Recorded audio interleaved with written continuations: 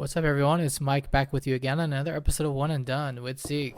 How you doing, Zeke? Yo, it's been a minute. It's definitely been a while. Uh, Sorry to all our listeners that we've been kind of quiet. We've both kind of been pretty swamped with our own lives, so we haven't had too much time. I've been kind of busy with the holidays and moving. Zeke, I'm Oh sure yeah, I know. similar. I new set releases for Magic and Dragon Ball, and it's I've been a busy person, but I feel like now we have some time. We've made time for this, and so much. I actually haven't even talked to Mike too much in the last month and a half, so there's so much to catch up on. I'm super excited because I've kind of kept my nose far away from everything, and I know me and Mike touched on it a little bit, like with Pokemon just exploding in like another category, and then there is now a retrace, but then there's like a growth in different. So now it's like a more identifiable growth, and then like there's a small retrace. Magic's in a growth as well. Dragon Ball is in a like an obscene growth, and it's just like so much has happened. Awakened Power, Broly, Gold Stars, base set, and then like for Magic, I know the reserve list and just popular commander cards for like a format have just sky. Everything is just crazy, crazy. Yeah, yeah. The I would say the entire just like card category. I mean, at this point, unless you're just like some super obscure card game nobody's ever heard of, there's there's at least been some sort of growth, Oh yeah. I'm sure. So it's been crazy to say the least. And honestly, coming into 2021, some people thought the momentum might die, but I at least so far I haven't seen any of that. It's actually continued from 2020. Well, So what's crazy is that I think part of the reason why Dragon Ball is blowing up is because Dragon Ball has still had a strong demand and presence through all of COVID. Not only that, but now it's about to hit its 4 year anniversary with going through COVID. And I think a lot of people now feel way more comfortable investing, collecting, playing a card game that clearly has a strong existence in the card game community, clearly is doing well even through COVID, just like Magic and Pokemon. And it's sad to say, but new card games such as Argent Saga are over. Argent Saga last week just announced that it's discontinuing the game completely. Not only that, but for some insider information, it's not really super insider, but Jim, who owns ARG Gaming and who is part creator and owner of the Argent Saga game, he basically chose to put all of his eggs in one basket. I wouldn't say eggs in one basket, but he chose to support Argent Saga and to decline supporting Dragon Ball because he wanted obviously conflict of interest. You own your own card game. It's kind of hard to push one card game for one company and then push your own. Like I totally understand. It makes sense. Like you have a dream, you have a goal. It becomes difficult. And Argent Saga was reviewed very positively by many people, including Rudy from Alpha Investments had a very positive take on Argent Saga. yeah, I remember he actually did like a video on the game. I think Jim had sent him some sample product for him to kind of show his viewers. So I do remember like And, yeah, Rudy talking about his. oh yeah, no, I was gonna say yeah. Go ahead. Rudy had a positive take on it, and from what I understood, a lot of people had Yeah, a pretty positive take. I mean, Jeff Jones, I believe, was one of the designers of the game, who's a hyper competitive and renowned player in the Yu-Gi-Oh scene. So it was kind of cool to see like a lot of hands from different. You have ARG, who's been one of the biggest uh, tournament organizers and event coordinators, and just TCG stores in the East Coast, and arguably in most like one of the largest in North America. You know, start its own card game, and then you have Jeff Jones helping designing it, and just a bunch of hands from everywhere, judges from across all games of Pokemon and Dragon Ball having their hand in it. So it was really cool to see a new card game and just have all this positive fanfare.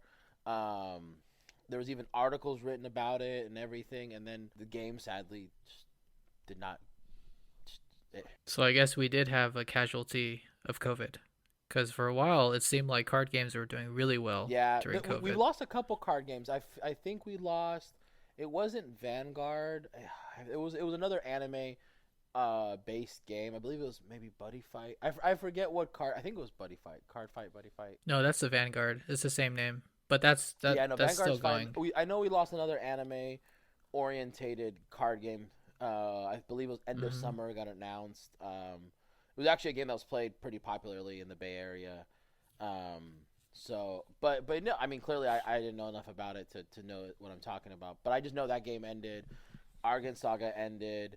But I mean it it's a trade off. I mean, Flesh and Blood, and Dragon Ball are like the ones kind of rising out of the situation with a way stronger position than when they started, and I think that's really fascinating to just have just this really cool like dynamics of perspective of like different card games. Some are doing way better, some are being more collectible, some are just being played more. Like Magic's growth outside of alpha cards, alpha, beta, unlimited, and revised. Outside of those cards, most of the cards that have skyrocketed are mainly because of playability. And there's a format called Commander that's just been the best. It's a really good format in terms of like it's an eternal format where you can use cards from alpha all the way to the newest stuff. It's a it's a casual format that's designed to be played with friends. And I have a suspicion that there's a lot of cards that were like in the $100 to $200 range, and with the second stimulus wave of 600, I was talking to some friends of mine that I play Commander with, and some of my customers at my store, and basically all of the cheap copies, the ones that are 150 $200 of like, for example, there's a card called Lion's Eye Diamond. It's on the reserve list. That card was maybe a couple $100. I think it was like 180 to 300 for a long time, and now it's like 500 600. And talking to the Commander players, it's like, oh well, a lot of people got $600, and they have a regular paying job, and they're doing just fine. So for them, they got free spending money, and a lot of cards that were kind of just out of their price range because they didn't see themselves investing in a card like that now had it, and they're like, well, I'll buy a Lion's Eye Diamond.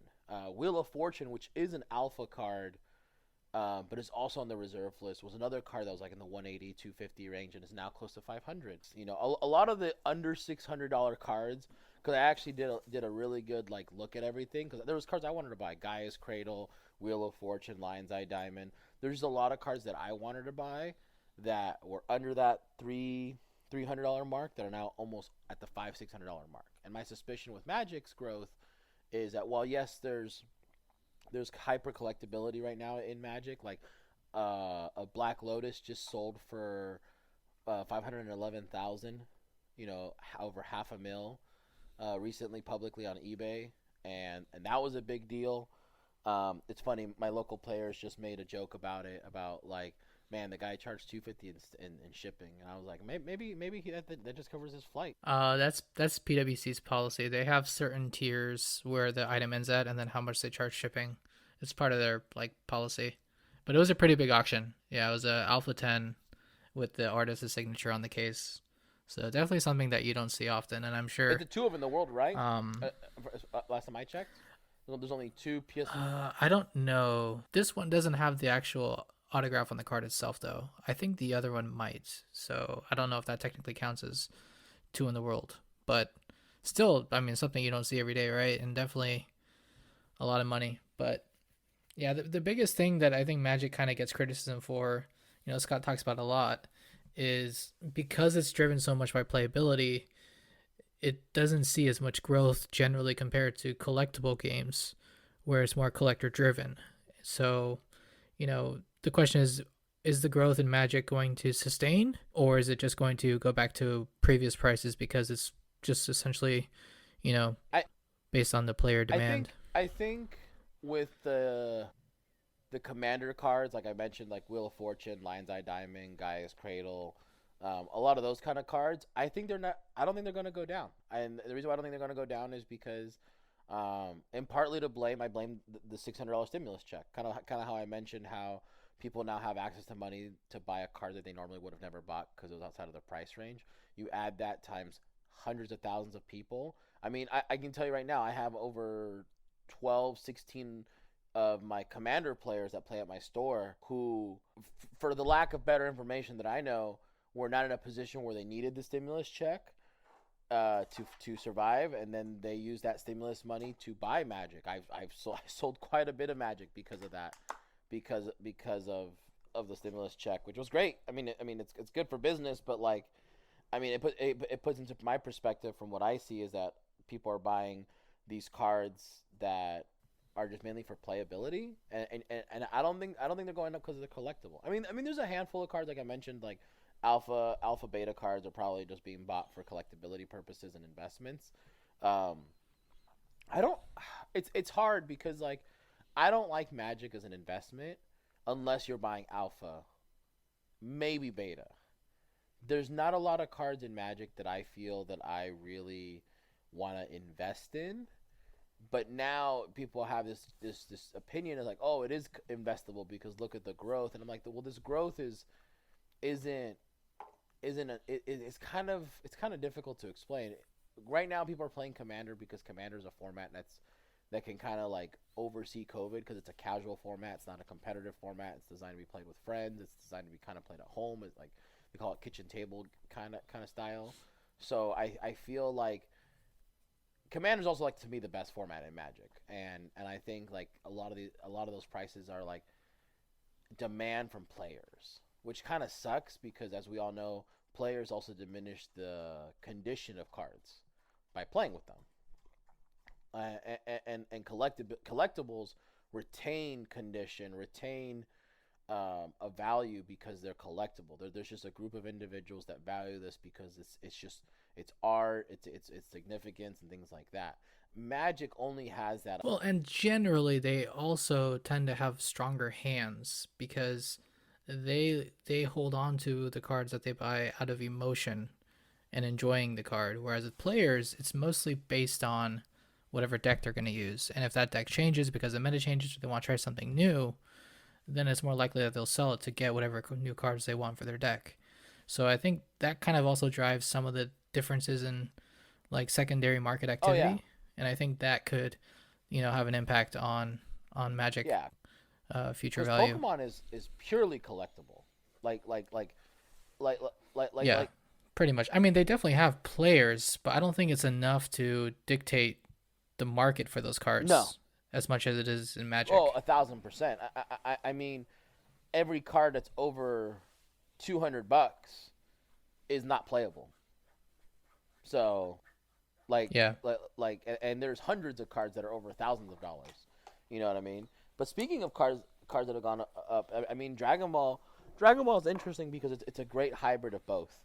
I mean, in Dragon Ball has hyper playability cards that are collectible as well. We've seen this with Son Goku, the Awakened Power. We've seen this with Apex. We've seen it with Cell Zeno.